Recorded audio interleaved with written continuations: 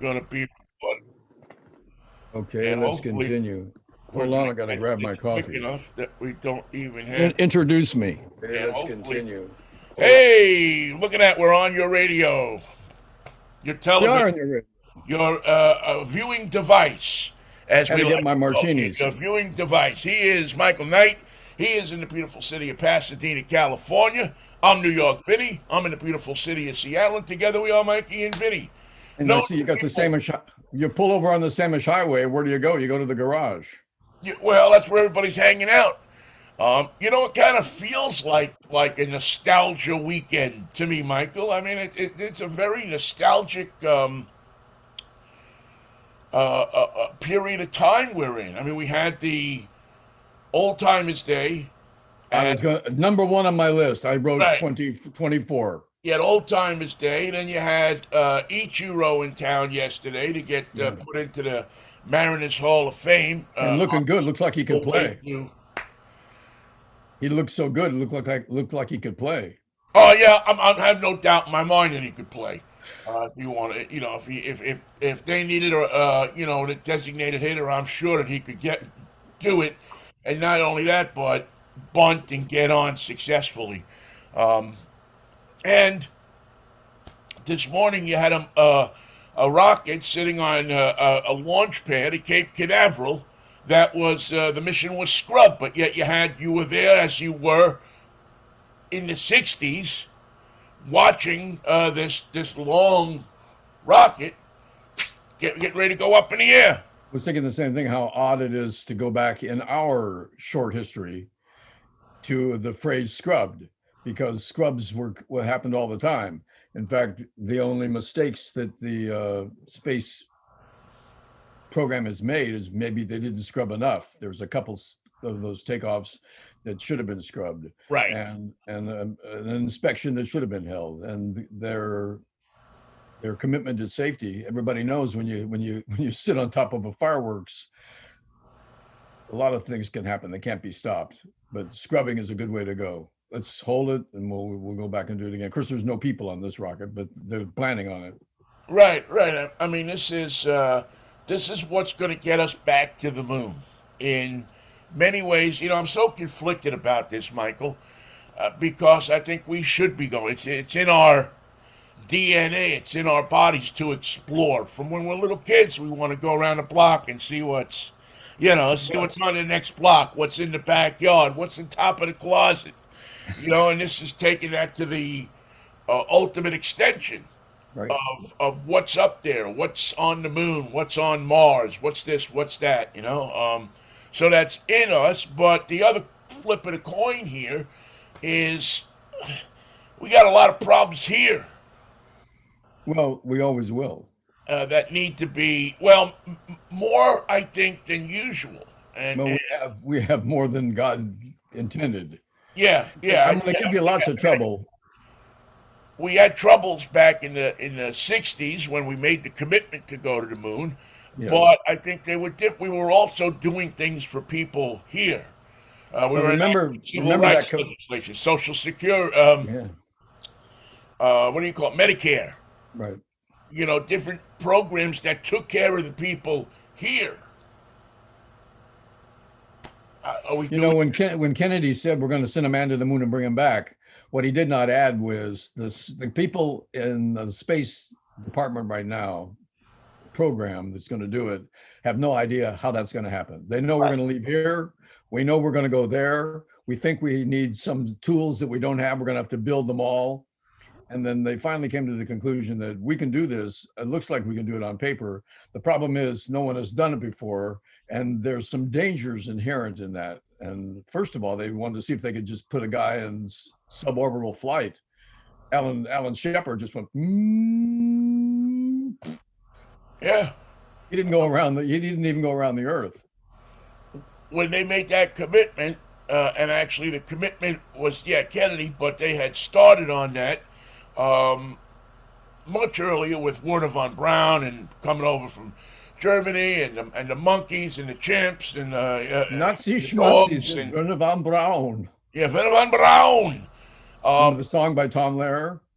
yes, Tom. Boy, I hadn't heard that name in a while. Haven't heard Uh, that. Yeah, Tom Lehrer. Listen to his song about Werner von Braun. Nazi schmatzi, Werner von Braun. it was, you know, we had we had committed to going to doing something.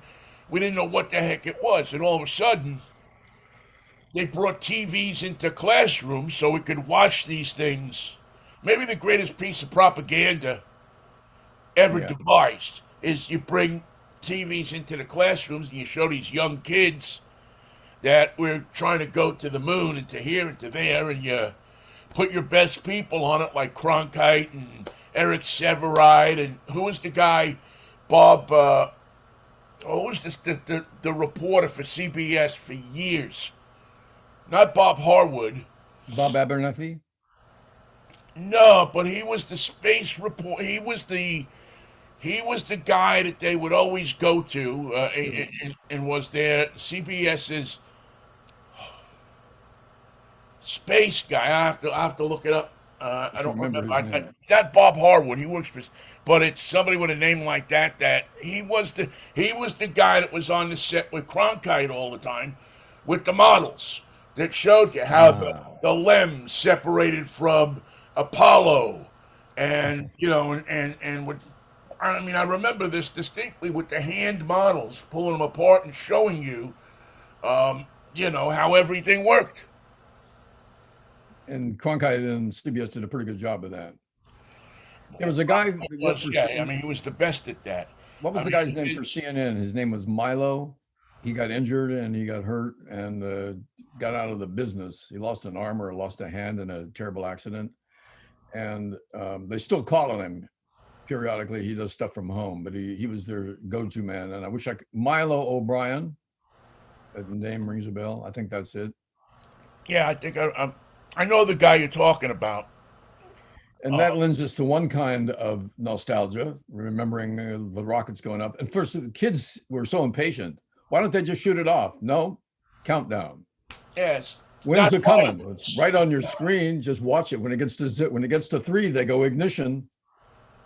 That's my favorite part. Three, ignition. Two, Yeah, you well, see the smoke plume up from the yeah. bottom of the. What did they use then? The Atlas boosters. Yeah, People I who think work those with were the Atlas rockets. people who work blowing up hydrogen to send people into space. What are we going to do? Well, we're going to set off a whole ton of hydrogen, and that's going to shoot you up way out of town. Yeah, and the only thing you're going to really do, because at that time the astronauts had no control over what's going on. Sit and get your head smashed into your Don't seat. pee in your pants. you know. Which always lent me to the idea of how do I mean, they showed us at one point how you go, number one, but what did you do? Did they just clean you out before you went up and you didn't have to go? I'm sure they don't want to talk about it, but if there aren't stories about the floaters and the one that got away, I'll eat my hat. I won't eat your floater, but tell me that that never happened. It had to. I'm sure that somewhere, somehow, some way, that You something. caught it, you clean it. Yeah. What's this stuff in the gauge? Nah, don't worry about it. No, you don't want to know. You don't want to know. Get a Just baby wipe, you'll be fine. bring your Lysol. There was Yeah. a great So thing. I didn't know what was going to be happening in New York this weekend, Vinny. Maybe you had a heads up on it being a big Mets fan. I was taken by surprise by the ceremony in memory of one of the great Mets. it was a very emotional day. I mean, the It really last was. the last old time, old timers days used to be every year. Most clubs had them. I'm sure the Giants had them, and the A's had them, and the Yankees had them, and it was this.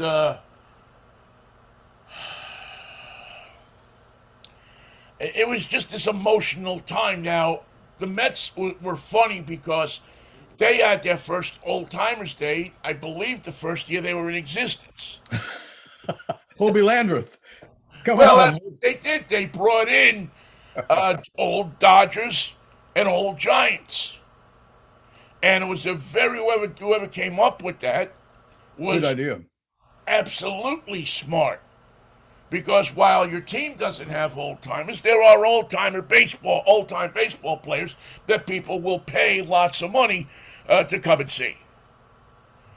And I attended quite a few old timers days, and they were always spectacular, always fun, always felt like a party. Yeah. And I don't know if this was the last old timers day, but it had to be close to the last old timers day in 1980, where I think I've told you the story before about Duke Snyder. Tell me again. And so I was at the old timers day. I didn't have a press pass. I just wangled my way up into the reception that was held at the Diamond Club, which in Old Shea Stadium was just this restaurant, this crappy kind of little place that they had. And what it was a Harry M. Stevens run restaurant. What do you want? Yeah, Anyway, so they have a reception up there, and I mean the place is packed of course. with baseball guys. It's an autograph seekers heaven. It is, I mean the greatness. Mays is there, and Duke Snyder, and Roy Campanella, and I mean, and being as I was smart enough to sneak into this reception, I'm standing there and get. I'm not a big autograph guy. Right. The only time I really want an autograph is if that player means something to me, or that person. If there's a connection of some kind, then I get an autograph. So I'm in the lobby, and people are gathered around Roy Campanella, and he's signing with he's got the hand that moves the wheelchair, Right. but he's signing with that hand.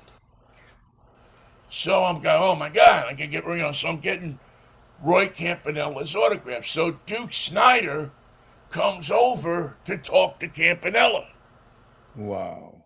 And so I'm standing there, and there's Snyder and Campanella talking, and I said to Duke, could I get an autograph? He says, yeah, as soon as I'm finished, talking, I'll give you an autograph.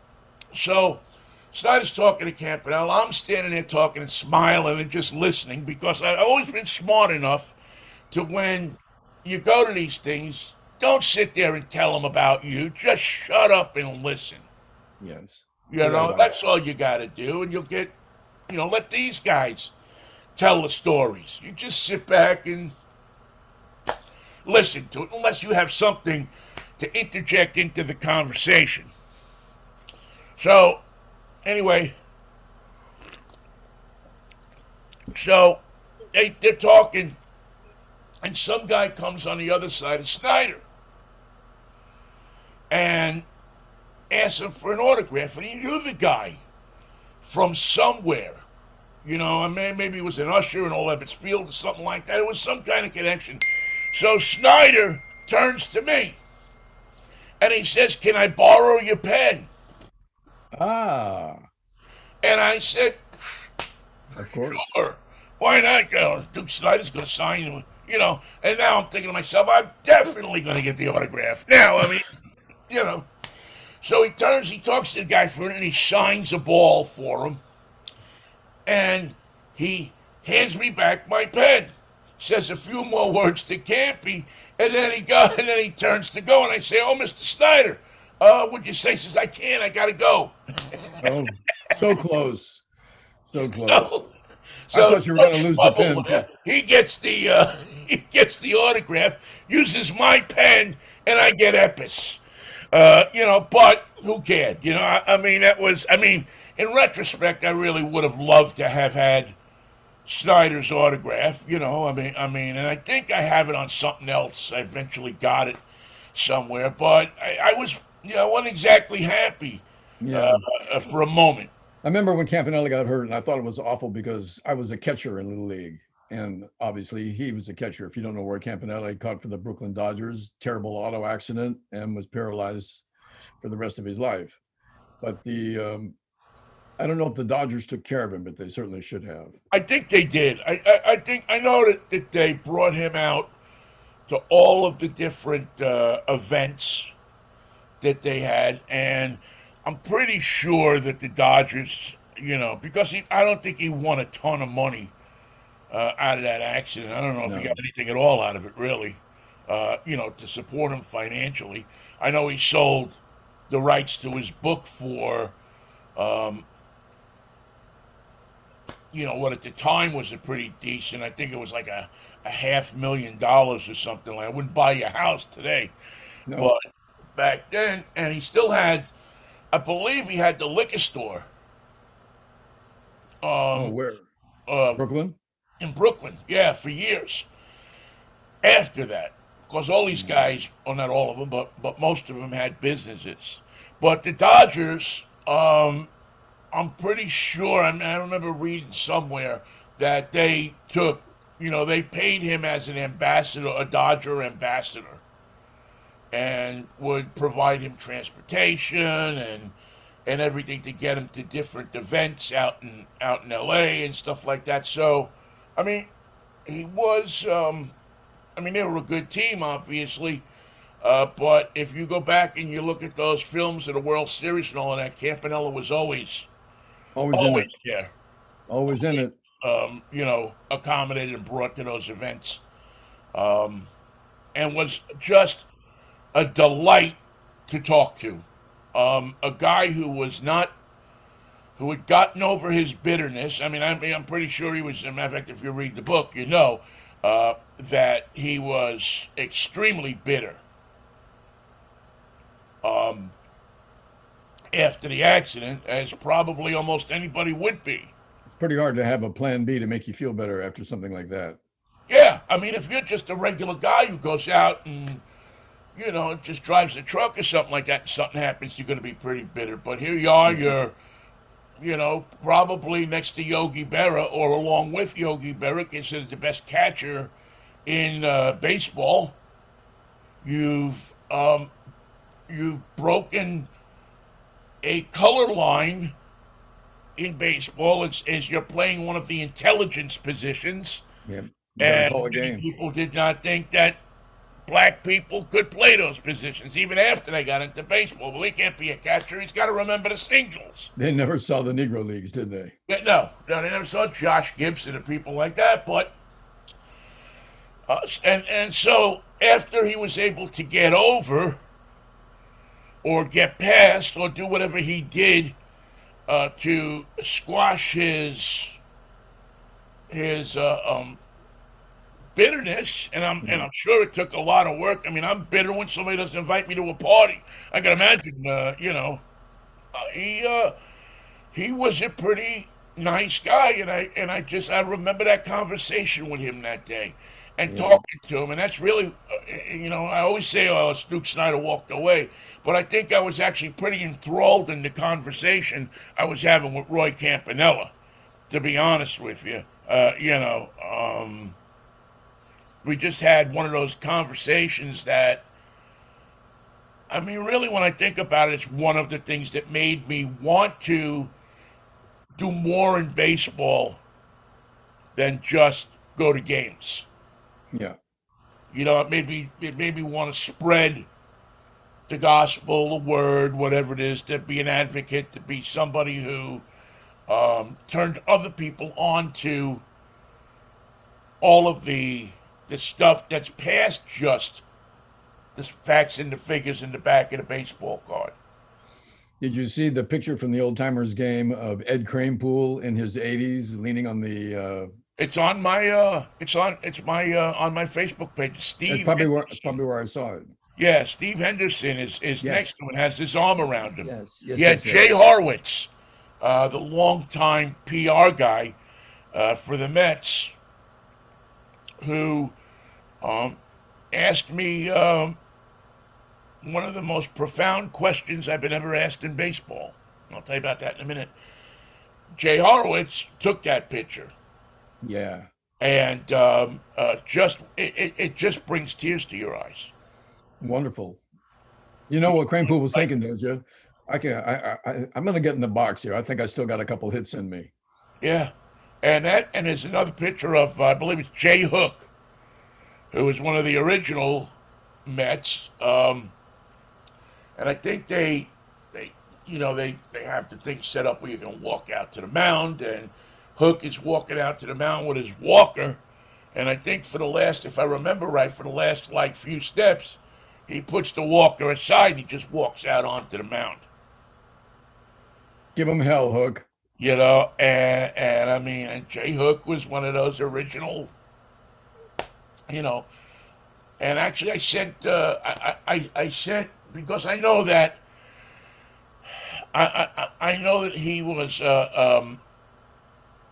behind a lot of it. I sent Horowitz a note last night, just to his email. And I said thank you for because he's the guy that over the years has really kept these guys in touch with each other and together, and had these different tributes and this and that. Um, and he's really, I mean, when it comes to PR directors, he really wears the game on his sleeve. He loves the game. You can So tell. that You can tell than from the way he devotes himself to it. most, yeah, he really devote. And it's so funny because he's kind of a goofy little guy, and they would make fun Perfect. of him and stuff. Perfect. But I mean, if there's anything about the Mets, he's the guy that let the world know that the original Mr. Met had passed away last year. Wow. So that's what kind of um, you know, uh, what kind of familiarity he had, what kind of contact he had with everybody that's played for that club, whether they were came up for one game or played 3,000 games with the franchise. He was the guy who kept all of the records, all of the places where they were, all of the places where they could be contacted, and brought people back into the fold. The Wilpons never had an old timers day, Some owners don't have any respect for the guys that went before. They just don't. and he was one of them. I mean, it's hard to tell you how huge old timers day used to be for the Mets and the Yankees. I mean, Steinbrenner used to have a grand old thing, but he used to wind up picking one out and naming a manager every time. So they had to stop it. But the old timers days at Shea, no matter how bad the team was, no matter how down in the dumps the franchise was, they always had the old timers day. And Will Pond wanted to not erase the Mets history, but he Let's was a concentrate on the Padres future. fan. Oh no. And he wanted to, I mean, look at the design of City Field. I mean, it looks like Ebbets Field. And he wanted everything around that franchise to be reminiscent of the Dodgers. If he could have taken the orange off of the uniforms, he probably would have figured out a way. As a matter of fact, he did figure out a way. He came out with the black jerseys, Black, yes. which just have a little touch of orange on the Mets logo. I mean, that's and his son was the same way, and people overlooked it because he brought the club. He hired the people to bring the club back to glory in '86, and he spent tons of money, which was okay. Had Bernie Madoff as a silent partner. People didn't even care about that. The idea is that he but then he also made other deals that were the stupidest in baseball. But The this Bobby new guy, Bonilla. Uncle Steve, seems to he grew up a Mets fan. He doesn't That know helps. from the Dodgers in Brooklyn. He Right. knows the stories. He probably heard his father tell him that son of a bitch O'Malley, just like mine did. Yeah. But there's no he's a Mets guy. He bought the club because he wanted the best seat in the house. And he spares no expense at getting, acquiring, and bringing in talent, in bolstering up the most forgotten thing in a franchise, which is the scouting bureau. And they got a return on their investment. It's nice to see. Yeah, and so far it looks like it's good. It looks like they're that things are successful for them, as well as the Mariners right now, who actually did kind of the same thing in bringing Robbie Ray in, and a few other players that they have traded for and brought in. I mean, Robbie Ray, excuse me, had an incredible uh, August, and looks like he's regained that Cy Young form that just blows people out of the water. An inch this way, that way, this way, that way makes all the difference with a pitcher. It And does. it's so far more complicated than the way it looks on the mound, which it looks like power on the mound, but it looks like finesse in reality. We're going to have a very exciting September Lots of hits. here in Seattle. I'm sure they'll make the playoffs. I don't know how much further they're going to go, but when you have pitching, it's you can shut hitters down. There's always a lot that can happen to you. You can play the And game. yeah, and you got a bunch of guys that you don't really know who are providing some pop at the right time. They got Mitch back. Earlier in the year, you described the Mariners as the team that didn't have the energy sometimes that other teams have. That when guys get to Seattle, they lose their edge. What's happened since then, by the way, you're right. But what's happened since then is this team has taken on a new personality. It has acquired through winning a new attitude. And the fans are trying to keep up with the team because they're in a mood, and they've gotten national recognition as a result of it. So you really have to say hats off to the accident that baseball can provide you with. You get the right guys together, the season starts in one way, but then they catch fire, they win, and nothing helps a young team, especially with a lot of talent, than winning. And Yeah. once you learn how to win, the game is fun. Other people come to town and they lose, and the Mariners are the winners, and that's something that they've gotten to love, gotten to And like. and if last year taught them anything, it taught them how to win in those situations.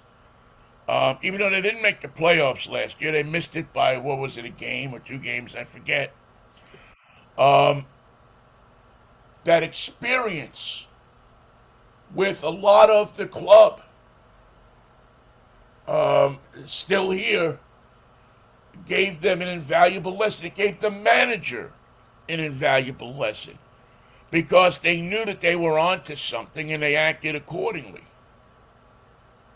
They knew that, they know that they have something now. They know that some of this talent that they've had down at Tacoma and their minor league system has come up, and they've used it, well, and they've also used some of their talent to acquire major league ready talent, guys that are ready to go today, that have experience in winning.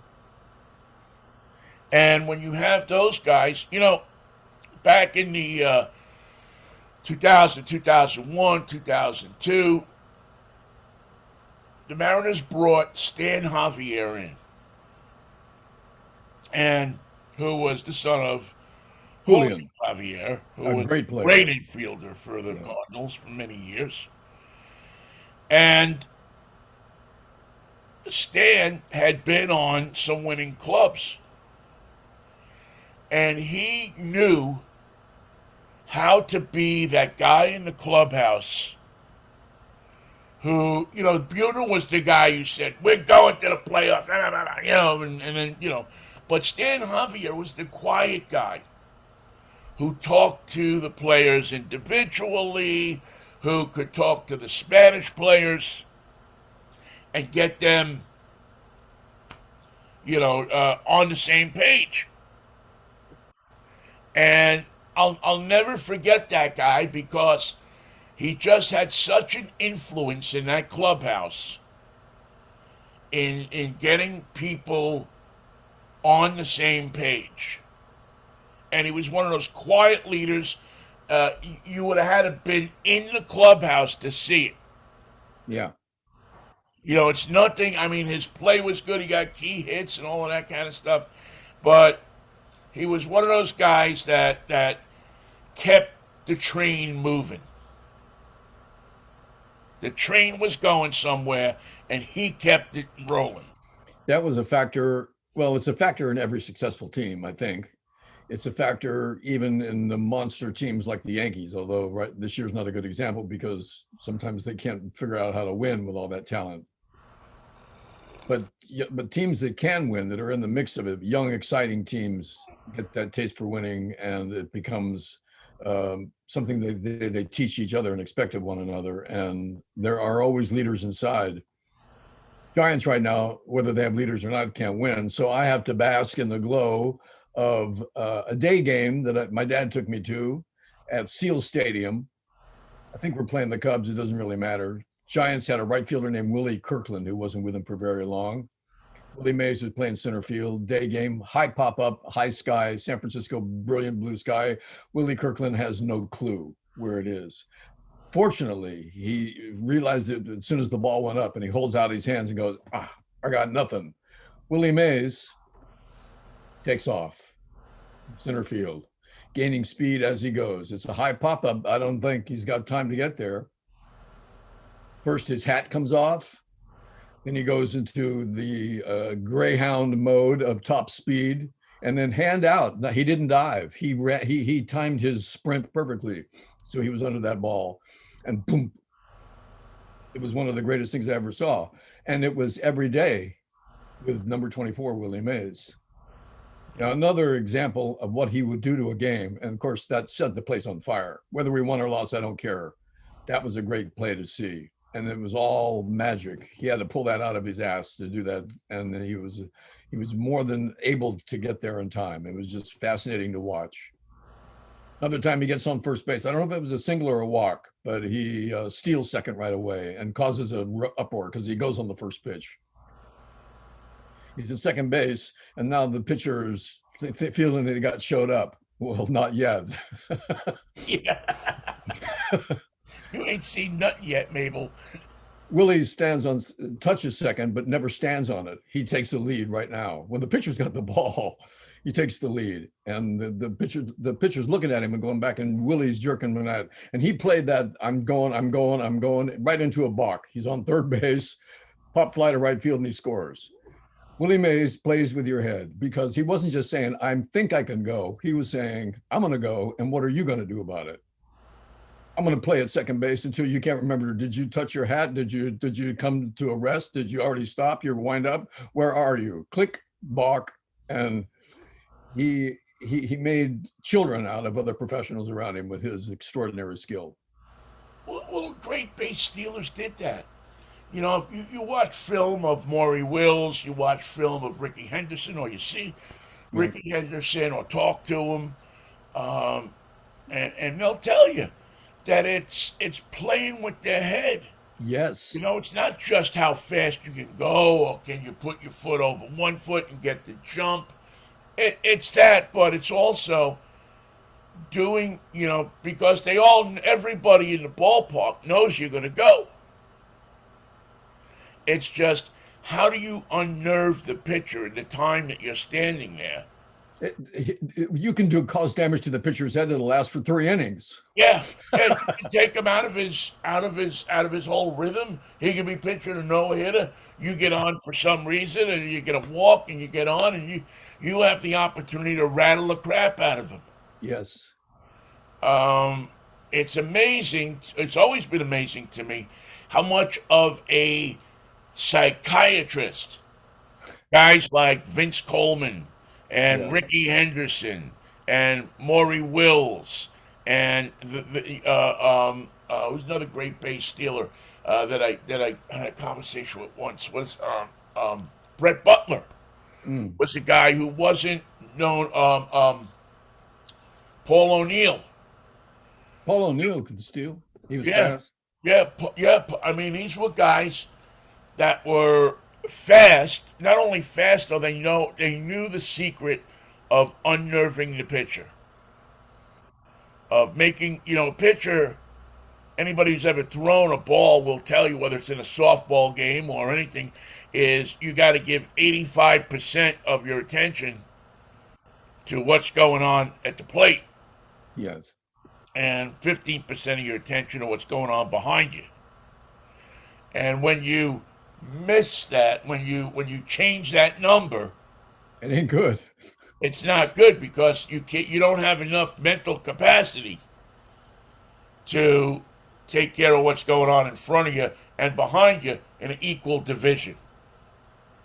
So the once the runner can get the pitcher and the catcher below that 15% or above that 15%, to where they're paying, even 65-35 or 7,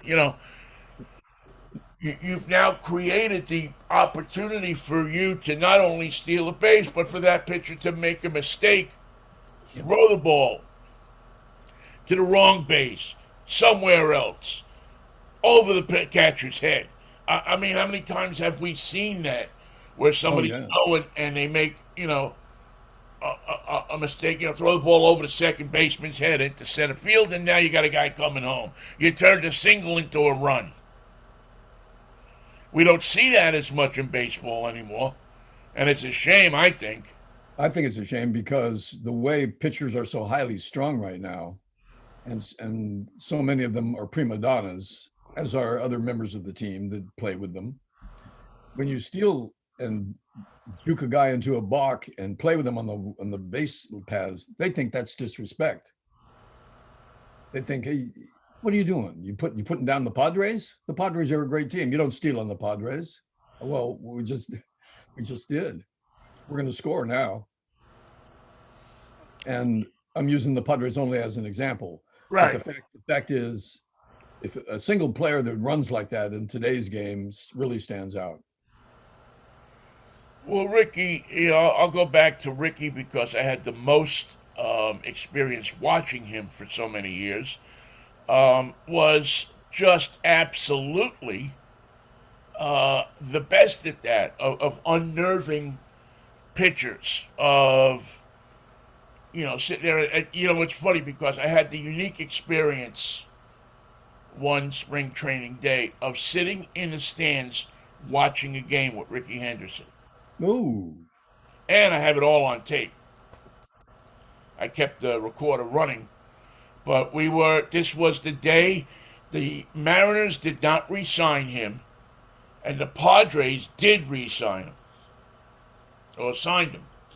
So he was in Peoria, and Ricky, never one not to make a grand entrance, instead of just coming up in the tunnel and sitting in a seat, came in from left field and walked all the way. And it was so funny because you could hear something going on in left field at first, because I was in the booth with Ricky and Dave and Kevin Kremen, and you could hear like a rumbling, a disturbance in the left field, and we're trying to look out and see what the heck is going on, and all of a sudden you see Ricky walking down the the walkway. what was he wearing? Oh, some kind of iridescent pants, some kind of iridescent shirt. Thank you, Ricky. Thank you. I mean, you could have seen him from space. And he walks down, and the crowd is, because the Mariners had a good year before that, and everybody was expecting. I think it was 2001, if I'm not mistaken, spring training 2001, and Ricky was on the club, and he really brought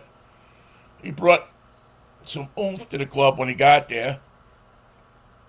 And so he goes down and he walks down the thing, and the place is erupting. The players are looking to see what's going on. They're probably thinking some stripper come walking through, but it's Ricky. And so I grabbed the recorder and I says, I'm going to go down and see if I can at least get an interview with him, or get a little, something from him. And so I ran down, sat next to him. He knew me from the from the clubhouse and everything. And so We're sitting there for like 3 innings, just talking. He's telling me, well, watch this and watch that and look at this. And, I mean, the guy really knew his baseball. Called the whole game for you. Watch, watch, watch. And yeah, just watch. And so I did, so we did the interview. It's a great interview. It's one of the best interviews, I think. But I got to actually sit in the stands with him and watch a baseball game, which is to me, I mean, how many times in life do you get an opportunity to do something like that? It was Never. beyond my comprehension. And here's a guy that I watched. Would go to the Oakland Coliseum just to watch when I first got to, to Oakland. You go just to watch him, Yeah. and here I am sitting in the stands in the box seats, talking baseball and watching a game with him, and drinking a lemonade. I bought him a lemonade. Lemonade is the elixir of the gods. And it was one of the most phenomenal experiences of my life. I mean, it was. Think about all the damage his body could have absorbed with all those slides. So he had a gift somehow of landing on the earth at top speeds and not hurting himself. He was, yeah. I mean, he just knew. Well, he told me, not then, but I remember because I asked him a similar question once. How do you do this and get up to run to the next base? He says, I know how to slide. I know what part of my body to land on, and it's going to cause the least damage. And he always head first slide, correct? Yeah, and he had the presence of mind in that moment while running from first to second, or second to third, or home to know exactly where to deploy to come in, so he was on that part of his body. That's a machine, man. That's somebody that knows what they're doing. It's wonderful to know what someone's going to do. Try everything in your power to stop them and be helpless when they do it. And that's what it's like with a good base stealer. They're going to take that base, and you and the catcher and everybody else in the field can make all the hoopla you want about it. They're going to get there first. It's such a great part of the game, and it's just so non-existent today. I always say that my favorite play, like you, is the triple, Yeah. because there's that piece where the runner gets to second base and he sees that he has in his mind enough time to make third base, and he pours it on as he's coming around. He's got to make sure he's touching the base. Yeah. He's got to make sure he's getting prepared for what he needs to do when he gets to third base. He's got to, he's got to gauge in his mind, everything. And the third base coach usually is not helping you all that much. Can't really. They can make a signal, but you'll never see it. Right. You got your head down and you're looking this way, and you're trying to get the angle of what's going on.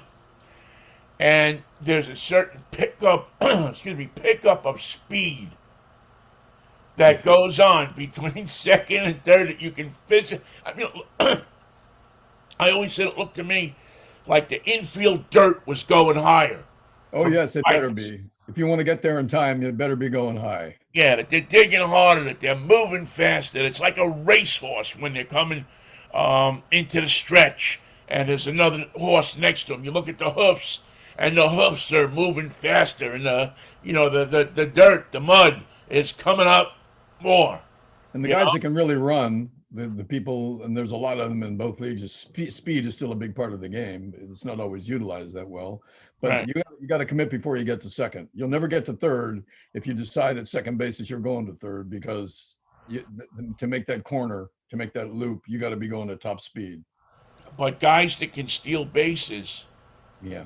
have that ability to not commit before they get to third.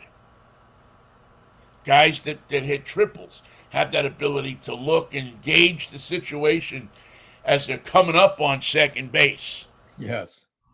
And that's what gives them It's only a second usually, right? Not even. It's a half a second. It's a Not reach even. around the base to get in instead of reaching straight in. Right. It's Right. avoiding the tag. It's so many different things that you have to be thinking about. It's just You always been probably, such an amazing part of the game for me. That and the suicide squeeze. oh God, talk about power play. I mean, that's just, within 60, 90, so within 150 feet, everything that can possibly happen in a game is happening. All at once. No outfielders, there's no second baseman, there's no nobody. It's the pitcher, the catcher, and the runner. And a spinning little ball that won't sit still. And the ball that you got to decide whether he's for real or not for real. I don't know what Maury Wills or Ricky Henderson said, but Willie Mays maintained that stealing third was easier than stealing second. And I always thought stealing third was more of a dagger in the heart of the team when the runner could pull that off. But you don't see people taking that chance because a single will score you. But still, stealing third is a pretty demanding thing.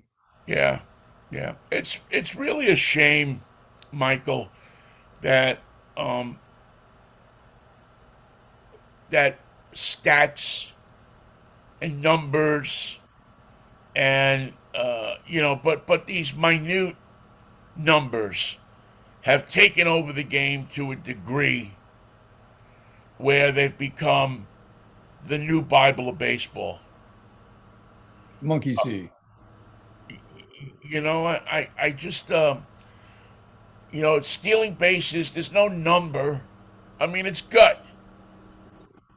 It's being a baseball player.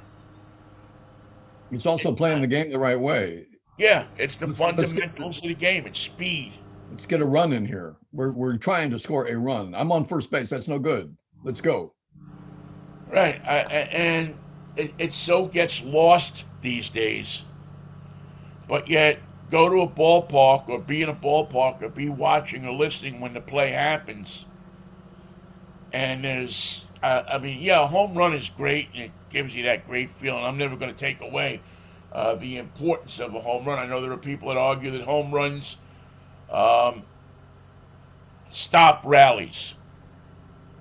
Yeah. That home runs, I don't know, there's some stat out there at one time that said that, uh, a home run with one out is almost like you may as well just get the other two outs and give them to him because, and I don't know that I believe it or don't believe it or what. I do know a home run's exciting, but boy, that runner coming down third, that contest between the pitcher trying to get the ball there, the catcher trying to hold on to the ball, which is usually going to be not where he's expected it to go, and Right. then the process of tagging. Now you've taken that piece of, crashing into the catcher out of it, but still, it's still just an exciting play. And it's, as they say in the game, it's bang bang. It's over in a flash. And everybody says, "What the hell happened there?" Most people in the ballpark don't realize it's happening. It's too late. Yeah. And stealing home is the same thing. Most people in the Most ballpark yeah, don't. yeah. Most people in the ballpark have no idea it happened until after it happened. And that's probably what you want because that's the greatest element of surprise, right? Here's something that surprised me, and we're getting ready to sign off, and that is there is a city in Ukraine, not far from the Russian border, that has a power plant in it, and the name of the city that's been all over the place is Zabornizhia. Yeah, yeah. It is a city with three Z's in its name. Now, I'm not saying there's no other city anywhere with three Z's in its name, but that's a pretty rare place. And of course, it's this Zabornizhia's got the nuclear power plant that's under attack or seemingly being shelled just to piss people off and endanger the entire nation. Why Russia would want to get a nuclear cloud going that'll just going to blow to Russia, is something that a Russian will have to explain to me, but not today. I don't want to hear your excuses. I don't Yeah. want to hear any shit about that. Save that for Trading Stamp Wednesday. Yeah. Today's morose Monday. Today's magical morose Monday. Yeah, I mean, it's like they're not getting enough attention over there right now. I mean, Yeah, why doesn't anybody pay attention to us? You're paying attention to Ron DeSantis. Pay attention to me. well, I mean, that's the interesting thing that we were talking about last week. Among many interesting things that we talk about is with everything that's going on in this country between the January 6th hearings and Mar-a-Lago and all of the stuff that's going on. The Ukraine has been pretty much pushed, you know, way down the list of stuff that we need to be concerned about. Well, the one thing that's almost impossible to believe is that Russia still can't put together a winning effort with whatever superiority they may have in terms of organization and numbers and money. Although I don't know if they have any money left. We don't even know if they have any rockets left. We don't know what they've got left. But the nation has suffered mightily from it. And guess who you never see anymore? Guess who's in his retreat, sitting in his golden chair and calling for more pizza? Vladdy. Vladdy. Where's Vladdy been? Vladdy, I don't he see don't, Vladdy around here anymore. No, no, no. Well, he's gonna develop that. Who was that guy? The headache guy. Remember, he had the headache. And then one day he didn't see him anymore. Oh man, it's bugging me now. He was between Andropov. Andrei Andro Remember Andropov? Andropov? Andropov? Yeah, Yeah, remember Andrei he Andropov. was the Russian premier for about a week.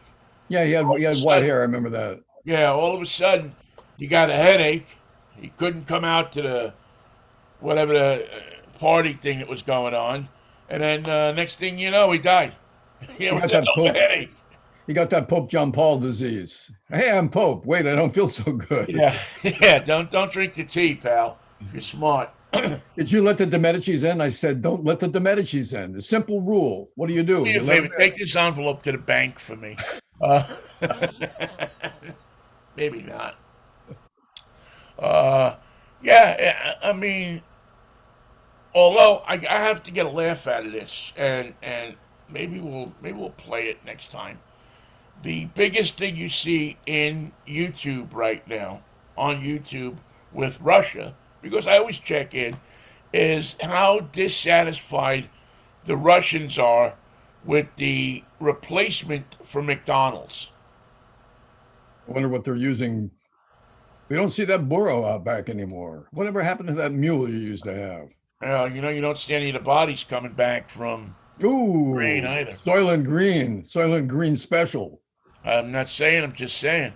But they're really, there's this couple of people went and did videos on M, they call it. It's like M pop or something like that. And the verdict is that it's just horrible. Just stinko. Just you don't want they don't sell French fries. They don't No French fries. because they can't get the oil. They must be able to No. get potatoes in Russia. They're selling tater tots. Well, they can get the oil because they're selling onion rings, Huh. unless they're breading them and baking them. But Well, that's just a bad menu decision. and they have milkshakes. They serve Coke in a bottle, and I don't know how soon that's going to run out. But it's a subject. If you're interested, go on YouTube and just search Russian McDonald's, and you'll see that there are hundreds of videos of people who are discontent. I mean, that's the effect of the war on the real effect of the war You can't get a burger. is you can't get a McDonald's burger. And I got to tell you, revolutions have been started on less. I was just rereading the plot line for Lysistrata, which was the Greek comedy, where the most powerful women on both sides. That's the interesting part of it. The most powerful women on both sides of the Peloponnesian War, both the Athenians and the Spartans, say no sex until the war is over. You men have made a mess of everything, and until you set this right, no nookie, not any, no, not now, no how. That's why it's a comedy. Well, who had? I mean, let's face it, Michael. We advocated that when the news about the Roe versus Wade decision leaked out, And now it turns out that the women are in charge, as and that fatal mistake has shown. and I think that that's something that women, have to pay attention to. Is for me. Listen, books have been written, courses have been taught.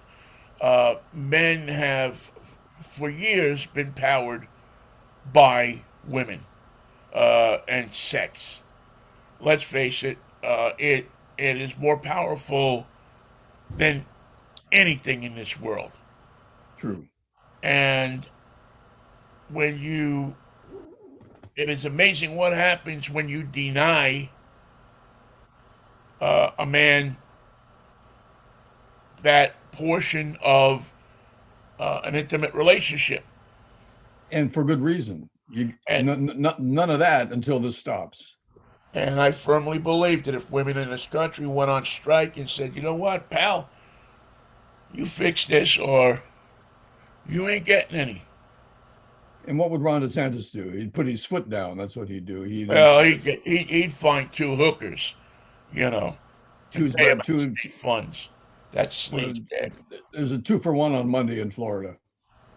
So yeah, Did I mean? Did you see his thing, DeSantis's thing about Dr. Fauci?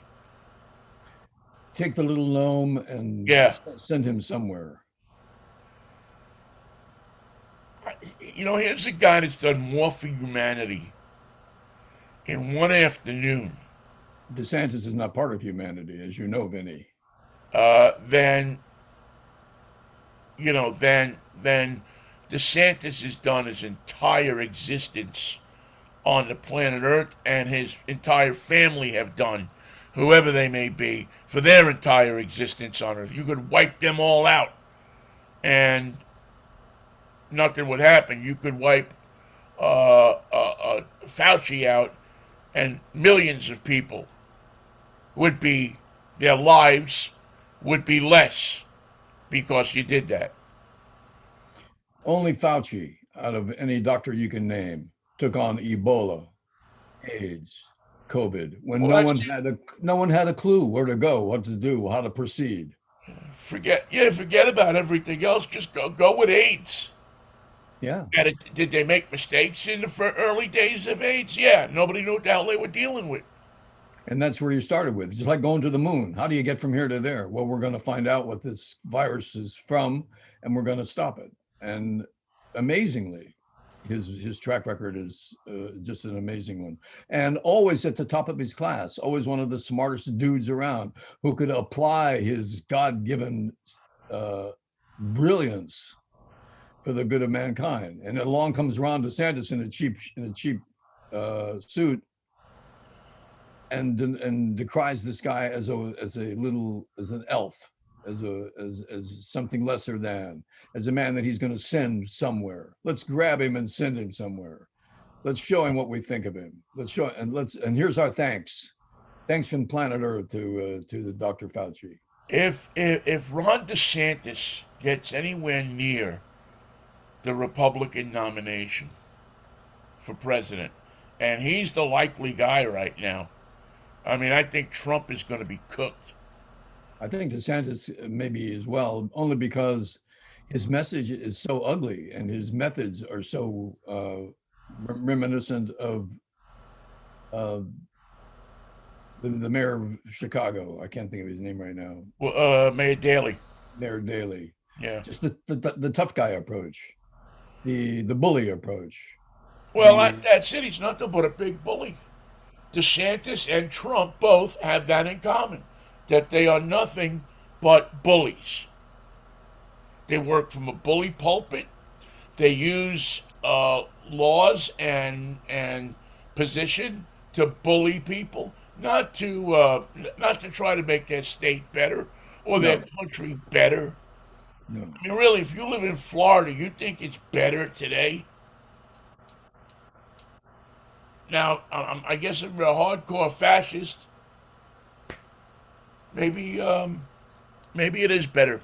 It's If hard that's to the way you satisfy. think. It's hard to satisfy fascists because the only thing that the fascist wants more of is more fascism, more controls, make everything more difficult, make everything under more scrutiny, make the police more powerful, make the government more intrusive, make the environment more dangerous, make everything right on the edge of chaos, flood the zone. Did you see the video over the weekend of President Biden hugging the developmentally disabled kid? I guess there was a ceremony at the White House for something. I'm not exactly sure what it all was, but he was going down the line greeting people, and I guess he didn't see this kid who was at the end of the line. So as Biden turned to walk away to go back to the pulpit to speak to people, to the thing, the kid cried out and said, "What about me?" or something like that, and started running toward Biden. Biden turned around, and the kid obviously is running toward him, and Biden just put his arms around him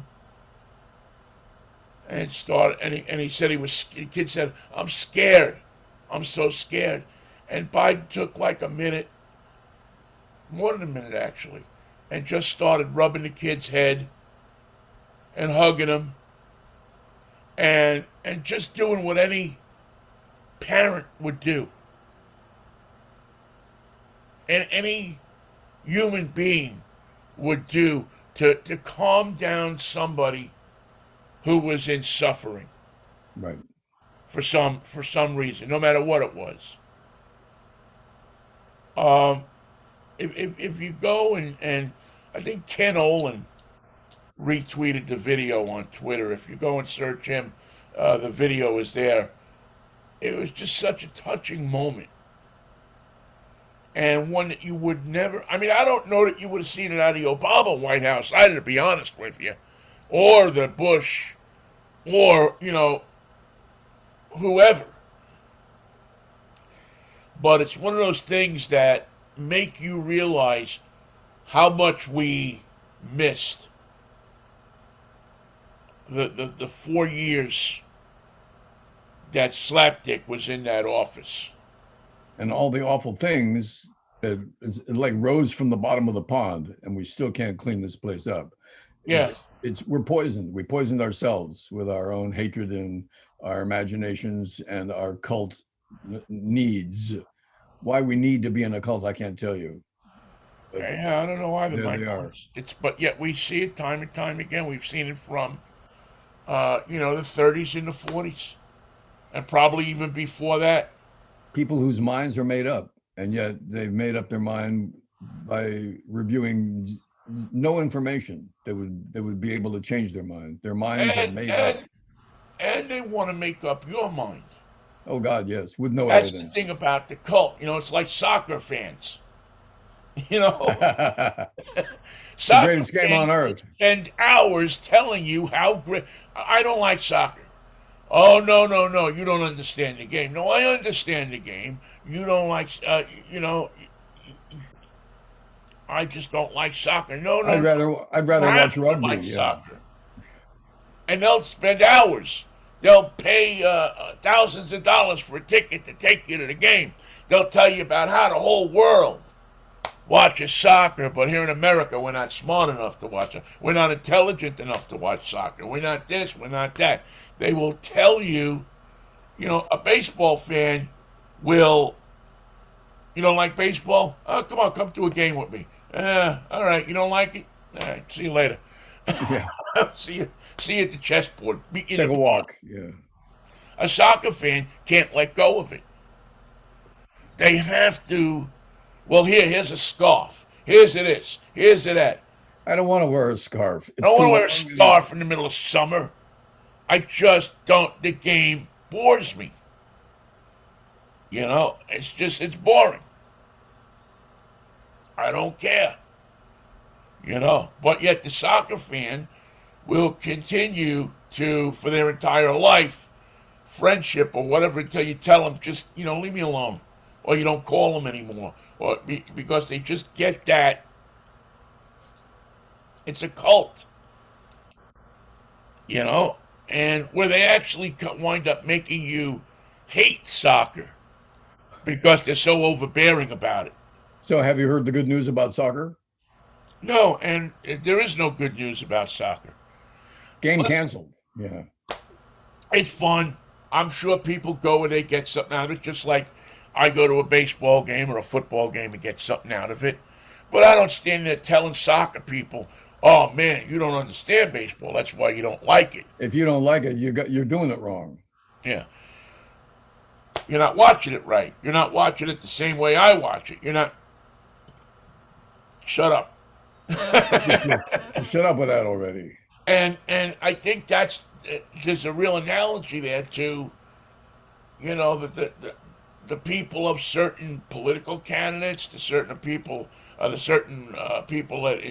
that espouse certain political philosophies. It's not enough that they like it.